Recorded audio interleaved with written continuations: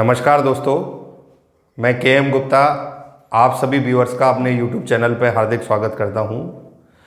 दोस्तों, पिछले दो वीडियो से हम वोकैब का एक इम्पॉर्टेंट सेक्शन आपको डिलीवर कर रहे हैं, ईडियम्स एंड फ्रेजेस। और पिछले दो वीडियो में हम आपको बहुत सारे इम्पॉर्टेंट ईडियम फ्रेजेस डिलीवर कर चुके हैं।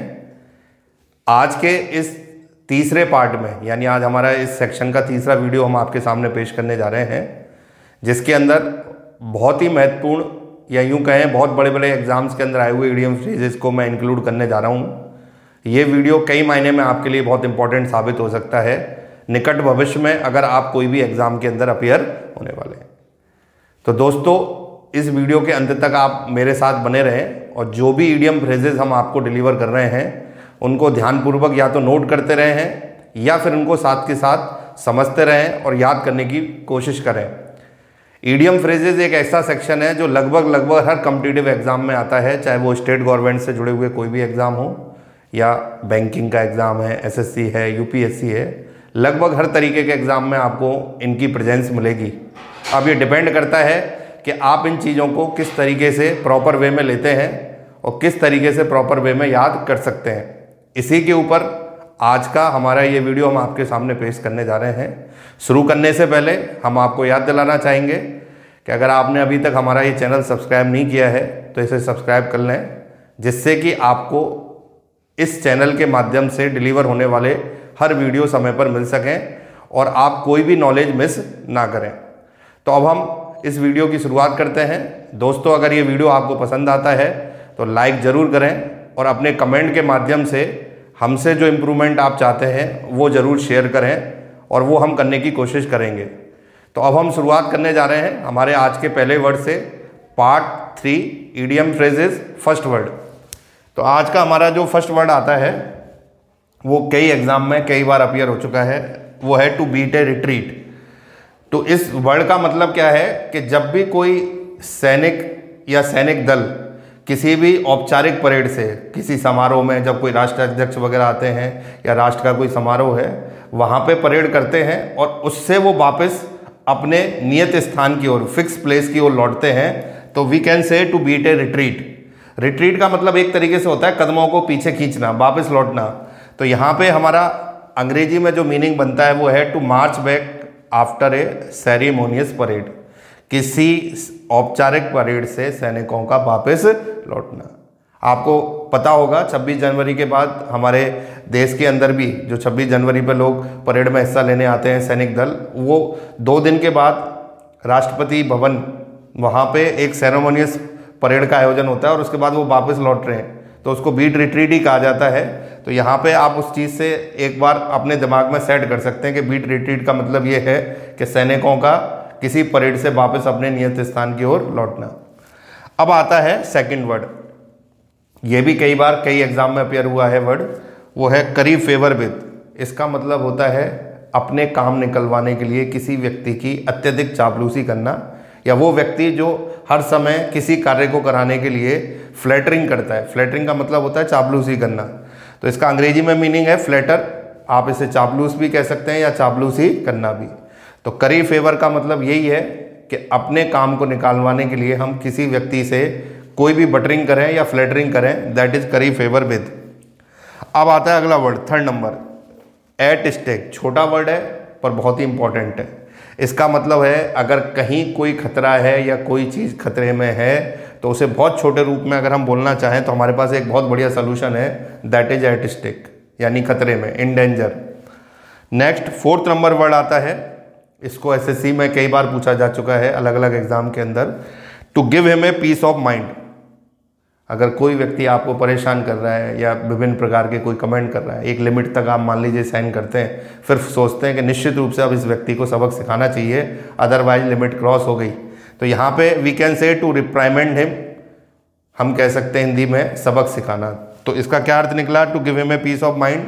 किसी व्यक्ति को किसी गलती के लिए या उसके द्वारा की जा रही बार बार कोई भी ऐसी हरकत जो आप बर्दाश्त से बाहर समझते हैं, उसके लिए सबक सिखाना हो तो हम कह सकते हैं to give him a piece of mind. तो यहाँ ये मैंने 4 शब्द आपके सामने इंपॉर्टेंट रखे। अब इस क्रम को हम आगे बढ़ाते हैं, अगले नए शब्दों के साथ आपके सामने हाजिर होते हैं। Let's see. तो दोस्तों अब हाजिर हैं आपके सामने नए 5 शब्दों के साथ, नए 5 महत्वपूर्ण ईडियम फ्रेजेज अब मैं आपके सामने डिलीवर करने जा रहा हूँ। नेक्स्ट जो अब हमारे इस वीडियो का अगला वर्ड आ रहा है 5th नंबर पे, ये एक फ्रेजल वर्ब भी है और ये ईडियम फ्रेजेज की तरह भी बिहेव करता है, तो दोनों जगह आपके काम आ सकता है। इस वर्ड को प्रॉपर वे में याद रखें, बहुत ज़्यादा पूछे जाने वाले वर्ड के रूप में है। तो ये है टू रन अक्रॉस, इसे कहते हैं हम टू मीट बाई चांस। जैसे आप कहीं जा रहे हैं, आपको किसी व्यक्ति के मिलने की कोई उम्मीद नहीं है और वो अचानक वहाँ मिल जाए, तो we can say to run across, अचानक मिल जाना। इसके पैरेलल में एक वर्ड और बताता हूँ आपको, साथ साथ जहाँ जहाँ मुझे लगता है कि कोई चीज़ इसके पैरेलल हो सकती है याद रखने लायक, तो आप एक वर्ड और याद रख लीजिए, दैट इज कम अक्रॉस। यहाँ है रन अक्रॉस और मैं कह रहा हूँ कम अक्रॉस, वो भी लगभग सेम मीनिंग देता है, जिसे हम कह सकते हैं अचानक मिल जाना। और ये 2 बहुत ऐसे महत्वपूर्ण वर्ड हैं जिनको नंबर ऑफ टाइम्स अलग अलग एग्जामिनर अपने एग्जाम में पूछ चुके हैं, तो बी केयरफुल। आप ये 2 शब्दों को, मैंने एक बताया रन अक्रॉस जो बोर्ड पे लिखा हुआ है, एक मैं इसके साथ जोड़ रहा हूँ क्या, कम अक्रॉस। तो आपके लिए 2 वर्ड तैयार हो गए। अब आता है 6 नंबर, ये हमारे जीवन से जुड़ा हुआ एक ऐसा ईडियम फ्रेजेज है जो बहुत कॉमनली बोला भी जाता है और काम में भी लिया जाता है एग्जामिनर के द्वारा। That is to make both ends meet. कई बार एक आम आदमी की इच्छा होती है उसकी 2 जून की रोटी चल जाए, मतलब 2 वक्त उसे पर्याप्त भोजन मिल जाए, ये एक हर आदमी की बेसिक नीड है। तो ये बेसिक नीड के लिए बना है word to live within one's income, मतलब अपनी आजीविका चलाना, इतना धन कमाना कि जिससे कि व्यक्ति अपनी आजीविका चला सके, अपनी ब्रेड एंड बटर को रन कर सके। That is to make both ends meet. Next आता है 7th नंबर, पे थ्रू हिज नोज। कई बार हमें कोई चीज़ इतनी पसंद आती है, वो मार्केट में नहीं है और उसका मूल्य बहुत ज़्यादा है, पर हमने एक मन बना लिया कि हमें वो खरीदना है, तो हम फिर उसका मूल्य नहीं देखते, तो उसे कहते हैं पे थ्रू हिज नोज। किसी वस्तु का अत्यधिक मूल्य चुकाना, वी कैन से पे एन एक्सट्रीमली हाई प्राइस। अगर आप चाहो तो मैं इसके लिए एक वर्ड, जैसे मैंने यहाँ प्रोवाइड कराया था, तो एक वर्ड मैं यहाँ भी प्रोवाइड करा सकता हूँ आपको, वो है एट प्रीमियम। आप मेरी बात ध्यान से सुने, मैं क्या कह रहा हूँ, एट प्रीमियम। इसका मीनिंग बिल्कुल पे थ्रू हिज नोज के बराबर ही होता है। उसका भी मतलब होता है कि सामान्य मूल्य जो होता है ना किसी वस्तु का, उससे कुछ अत्यधिक मूल्य चुकाना, वो भी एट प्रीमियम है। और यहाँ पे भी हम कह रहे हैं पे थ्रू हिज नोज, लगभग दोनों का मतलब सेम है। तो इस जगह भी हम अपने लिए 2 वर्ड तैयार कर सकते हैं।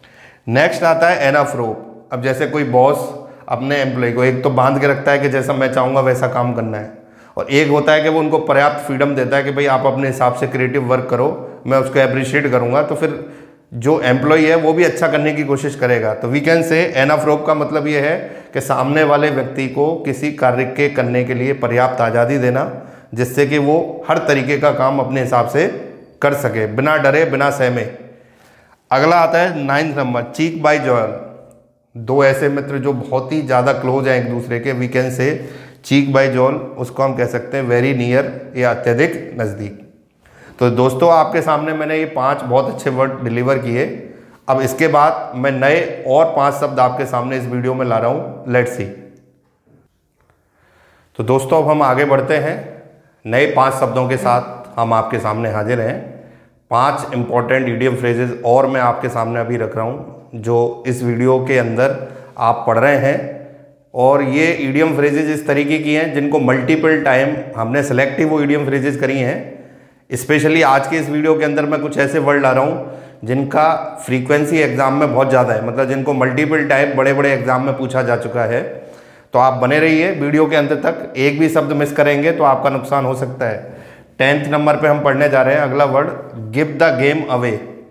मान लीजिए 3-4 लोग मिलके कोई योजना बनाते हैं और ये तय होता है कि भाई इसको सीक्रेट रखना है हमें पूरी तरह, पर उनमें से कई बार ऐसे व्यक्ति होते हैं जिनको किसी बात को बचाना बहुत मुश्किल होता है। वो उसमें से कोई क्लू देके उस योजना को किसी 5वें व्यक्ति को डिस्क्लोज कर देता है। तो we can say give out the secret, किसी रहस्य को उजागर कर देना। नेक्स्ट आता है 11 नंबर, अगला वर्ड जो हम पढ़ने जा रहे हैं, that is turn an honest penny. देखिए हर तरीके का व्यक्तित्व है हमारे जीवन में, हर तरीके के व्यक्ति देखने को मिलते हैं। एक वो पूरा जीवन जो सादगी से ईमानदारी से गुजारते हैं, एक जो हमेशा किसी गलत तरीके से दूसरों को प्रताड़ित करके अपना जीवन पैसा बनाना जानते हैं। तो ऐसे व्यक्ति के लिए जो अपना उचित तरीके से धन अर्जित करके जीवन चलाना चाहे या पैसा कमाए, we can say turn an honest penny. Have dealings in white money, यानी उचित तरीके से धन अर्जित जो किया जाए उससे अपना जीवन यापन करे या अपने जीवन को आगे बढ़ाए, ये आप इस वर्ड से इंडिकेट कर सकते हैं। अब हम आते हैं ये जो वर्ड है बहुत बार पूछा गया एग्जाम में 12th number, by leaps and bounds. इसका अर्थ है वेरी क्विकली, अति शीघ्र। मतलब जैसे कहते हैं ना दिन दूनी रात चौगनी वाली प्रगति वाला सिस्टम, कई बार बोल देते हैं हम अपनी बोलचाल की भाषा में, तो वही वर्ड है ये अंग्रेजी के अंदर। कोई प्रोजेक्ट एक तो बहुत स्लो गति से चले और एक हम कहें कि जितनी हमें उम्मीद नहीं है उससे दुगनी गति से चल रहा है, तो we can say by leaps and bounds. अगला है to let off steam. Pressure cooker होता है, अगर उसकी सीटी ना आए तो कहते हैं प्रेशर से वो कुकर फट सकता है, तो वही सेम व्यक्ति के साथ है। अगर वो अपना टेंशन रिलीज ना करे तो हो सकता है उसको दिमागी रूप से कोई दिक्कत हो जाए। तो यहाँ पे we can say to let off steam का मतलब है टू रिलीज टेंशन, किसी चिंता से मुक्त होना। अगला नेक्स्ट 14 वर्ड, ये बहुत काम का वर्ड है, वो है लेइंग ऑफ। लेइंग ऑफ का अर्थ होता है कि जैसे किसी ऑर्गेनाइजेशन में 100 लोग हैं, अब मालिक चाहता है इसमें कॉस्ट कटिंग की जाए, 10 लोगों को बाहर निकाल दिया जाए, तो कंपनी ने जो 10 लोगों को बाहर निकाला, वी कैन से कि कंपनी ने उन लोगों को क्या किया, लेइंग ऑफ, यानी डिसमिसल फ्रॉम जॉब, नौकरी से हटा देना या पद मुक्त कर देना।